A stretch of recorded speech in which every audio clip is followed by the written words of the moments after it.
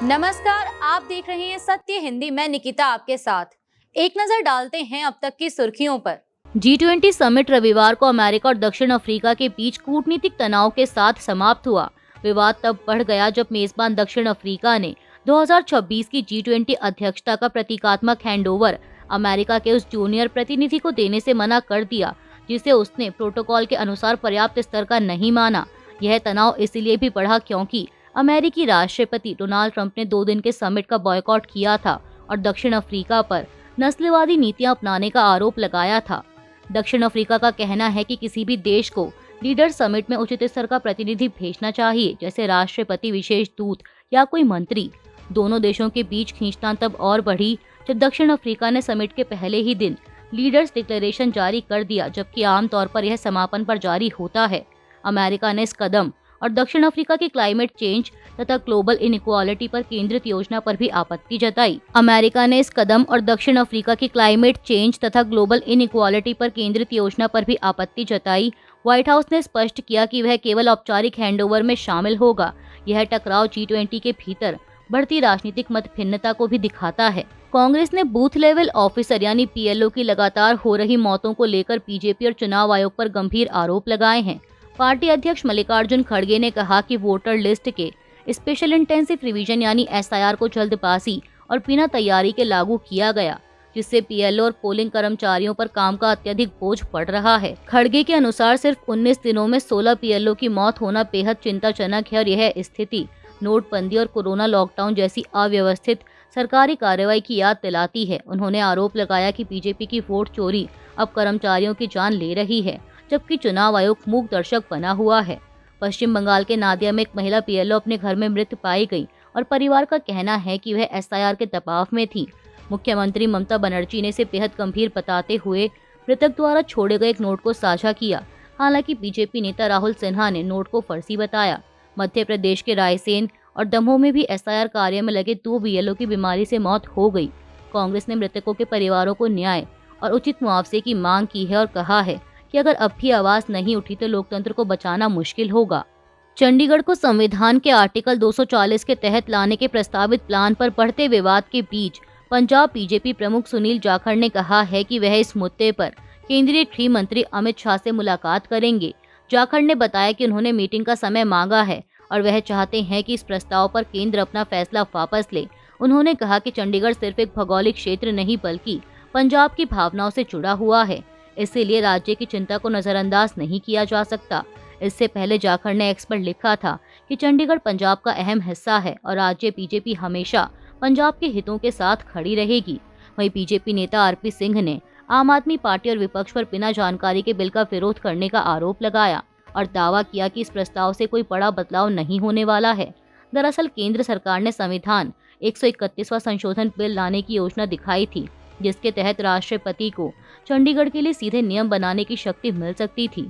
विरोध तेज होते ही गृह मंत्रालय ने सफाई दी कि सरकार का विंटर सेशन में ऐसा कोई बिल लाने का इरादा नहीं है और यह प्रस्ताव सिर्फ विचाराधीन है, अभी कोई अंतिम फैसला नहीं हुआ है। केंद्र सरकार द्वारा चंडीगढ़ के प्रशासनिक ढांचे में बदलाव से जुड़ी खबर के बाद पंजाब की राजनीति गर्मा गई है।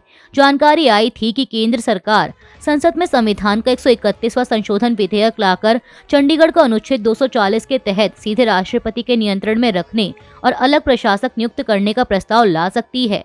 पंजाब की सभी प्रमुख पार्टियों आम आदमी पार्टी, कांग्रेस और अकाली दल ने इसे चंडीगढ़ को पंजाब से छीनने की साजिश बताया और कड़ा विरोध किया। विवाद बढ़ने पर केंद्र सरकार ने सफाई देते हुए कहा कि प्रस्ताव अभी विचाराधीन है और शीतकालीन सत्र में कोई बिल लाने की मंशा नहीं है। सरकार ने कहा कि इससे चंडीगढ़ और पंजाब हरियाणा के मौजूदा संबंध नहीं बदलेंगे। पंजाब CM भगवंत मान, अरविंद केजरीवाल, कांग्रेस प्रदेश अध्यक्ष और अकाली दल ने इसे पंजाब की पहचान पर हमला कहा और विरोध तेज करने का ऐलान किया। चंडीगढ़ का प्रशासन 1966 से केंद्र के अधीन है, लेकिन पंजाब इसे अपनी ऐतिहासिक राजधानी मानता है। अब सभी दल इस मुद्दे पर एकजुट होकर केंद्र के फैसले का विरोध कर रहे हैं। संयुक्त राष्ट्र जलवायु सम्मेलन CPO 30 ब्राजील के शहर पेलेम में समाप्त हो गया। सम्मेलन की अध्यक्षता कर रहे ब्राजील के जलवायु मंत्री आंद्रेई लागो ने तो महत्वपूर्ण रोड मैप तैयार करने का वादा किया। पहला वनों की कटाई रोकने और उसे उलटने के लिए और दूसरा कोयला, तेल और गैस जैसे जीवाश्म ईंधन से धीरे धीरे बाहर निकलने के लिए। सम्मेलन का मुख्य समझौता ग्लोबल मोतीराव नाम से अपनाया गया, जिसका मतलब है सब मिलकर काम करना। इसमें विकसित देशों से पेरिस समझौते के तहत विकासशील देशों को जलवायु कार्रवाई के लिए अधिक वित्तीय सहायता देने, एक तरफा व्यापार प्रतिबंधों पर अंतर्राष्ट्रीय सहयोग बढ़ाने और 1.5 डिग्री सेल्सियस लक्ष्य की ओर तेजी से काम करने की बात कही गई। हालांकि भारत, सऊदी अरब और कई विकासशील देशों के विरोध के कारण दस्तावेज में जीवाश्म ईंधन को पूरी तरह समाप्त करने की कोई समय सीमा नहीं जोड़ी गई। सम्मेलन में हानि क्षति कोष, न्यायपूर्ण परिवर्तन, स्वच्छ ऊर्जा तकनीक और अनुकूलन लक्ष्य जैसे मुद्दों पर भी समझौते हुए। भारत के विशेष दूत डॉक्टर अरुणाभ घोष ने कहा कि यह समझौता पूर्ण विफलता से बेहतर है। अगला सम्मेलन CPO 31 वर्ष 2026 में होगा। भारतीय क्रिकेटर स्मृति मंधाना के मैनेजर तुहिन मिश्रा ने बताया है कि पलाश मुच्छल के साथ उनकी शादी फिलहाल टाल दी गई है। तुहिन मिश्रा ने बताया कि स्मृति मंधाना के पिता की तबीयत खराब होने के कारण ये तय किया गया। उन्होंने कहा कि आज सुबह जब स्मृति के पापा श्रीनिवास मंधाना नाश्ता कर रहे थे तब उनकी तबीयत खराब होने लगी थी। हमने थोड़ी देर इंतजार किया, लेकिन तबीयत और बिगड़ने लगी तो उनको हॉस्पिटल ले जाया गया। अभी वो अंडर ऑब्जर्वेशन हैं।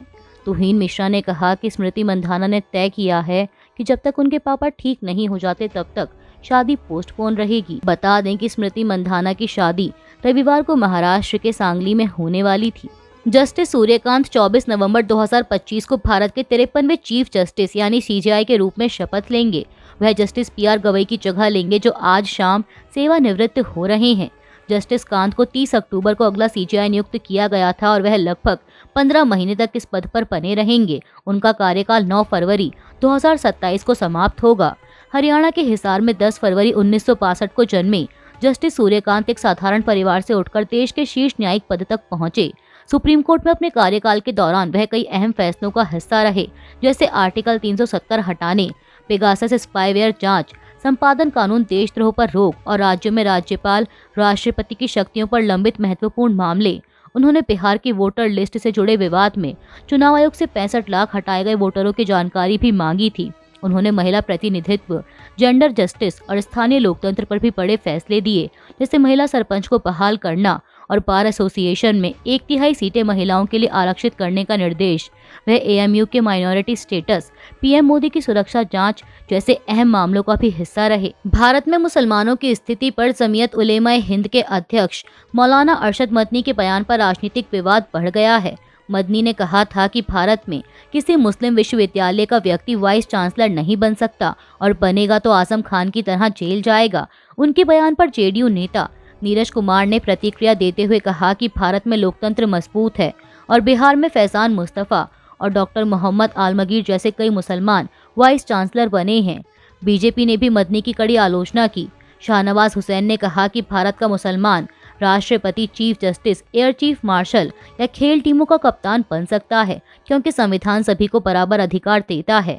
उन्होंने कहा कि मदनी का बयान गुमराह करने वाला है और उन्हें देश को बदनाम करने का हक नहीं है। बीजेपी नेताओं ने उनसे माफी मांगने की भी मांग की।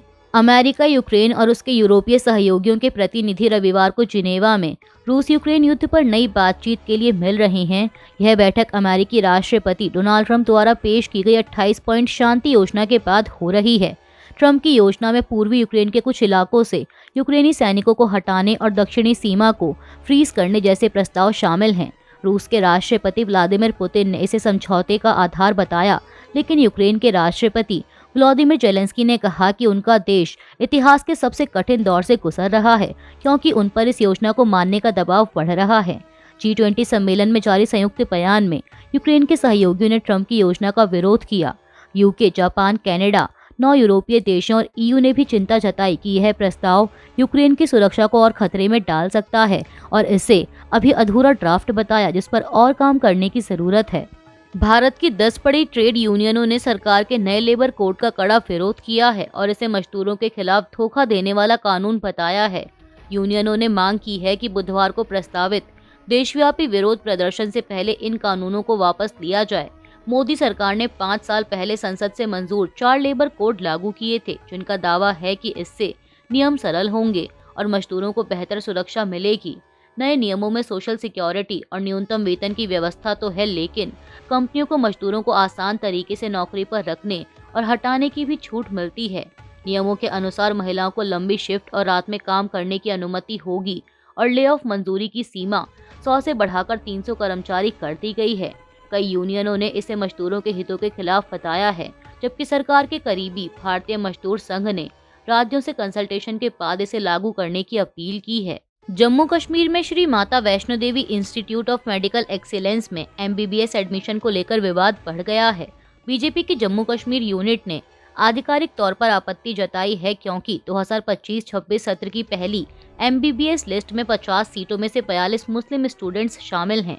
कई हिंदू संगठनों ने आरोप लगाया है कि वैष्णो देवी श्राइन बोर्ड के फंड से बने संस्थान में हिंदू छात्रों को प्राथमिकता मिलनी चाहिए। इस मुद्दे पर राइट विंग ग्रुप्स ने विरोध प्रदर्शन भी किया और यूनिवर्सिटी गेट तक मार्च किया। Udhampur BJP MLA RS Pathania और अन्य नेताओं ने मांग की कि इंस्टीट्यूट को माइनॉरिटी इंस्टीट्यूशन घोषित किया जाए या एडमिशन नीति बदली जाए। बीजेपी नेता सुनील शर्मा के नेतृत्व में एक डेलीगेशन ने LG मनोज सिन्हा से मुलाकात कर एडमिशन नियमों की समीक्षा की मांग की।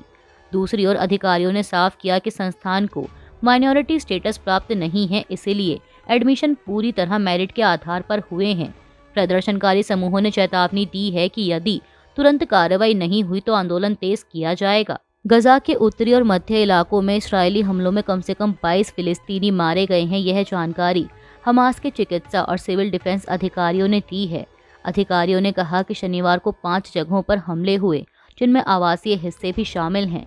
स्थानीय सूत्रों के अनुसार मृतकों में एक वरिष्ठ हमास कमांडर भी है। इस्राएली सेना ने कहा कि उसने गजा में जिन जगहों को निशाना बनाया उनका संबंध शनिवार को हुई एक घटना से था।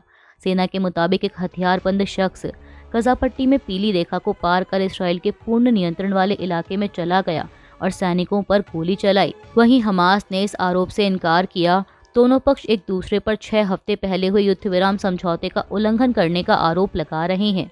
गजा के स्वास्थ्य मंत्रालय के अनुसार युद्ध विराम लागू होने के बाद से इस्राएली हमलों में 310 से अधिक फिलिस्तीनी मारे गए हैं। अभी के लिए इतना ही। बाकी की देश दुनिया की बड़ी खबरों के लिए जुड़े रहिए सत्य हिंदी के साथ। Copyright disclaimer under Section 107 of the Copyright Act 1976. Allowance is made for fair use for purposes such as criticism, comment, news reporting, scholarship, and research. Fair use is a use permitted by copyright statute that might otherwise be infringing.